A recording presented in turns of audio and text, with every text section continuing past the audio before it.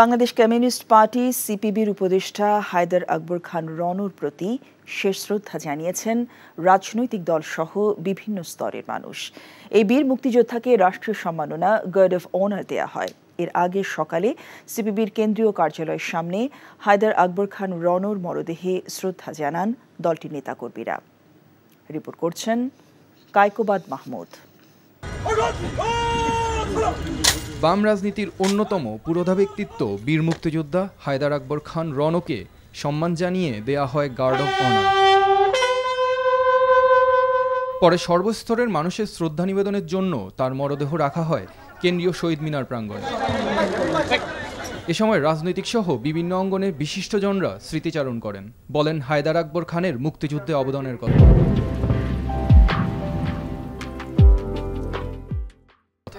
মানুষের মুক্তির জন্য, সমাজ পরিবর্তনের জন্য, কৃষক শ্রমিক মেহনতি মানুষের মুক্তির জন্য তিনি কাজ করেছেন।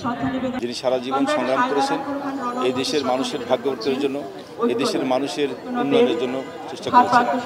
আজীবন সংগ্রামী ছিলেন, আজীবন সমাজতন্ত্রী ছিলেন এবং যেটা অসাধারণ সেটা হলো রাজনীতির চর্চার সঙ্গে জ্ঞানের চর্চা করতেন। তিনি একজন শ্রমিক আন্দোলন থেকে শুরু করে শেষ দিন পর্যন্ত মানুষের মুক্তির লড়াইয়ে রাজপথে থেকে লড়াই করেছেন। সমাজতন্ত্রের ঝান্ডা হাতে যুদ্ধ করা যায়, গণতন্ত্রের জন্য লড়াই করা যায়, এই রাস্তাটা উনি বলিষ্ঠতার সঙ্গে দেখিয়ে গিয়েছেন। এর আগে হায়দার আকবর খান রনর মরদেহ রাজধানীর পল্টনে সিপিবির কেন্দ্রীয় কার্যালয়ে নেওয়া হয়। সেখানে দলের পক্ষ থেকে তার প্রতি শ্রদ্ধা নিবেদন করা হয়।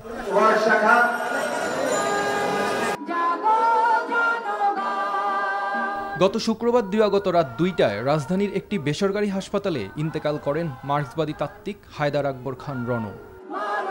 Kaykobad Mahmud, NTV news, Dhaka.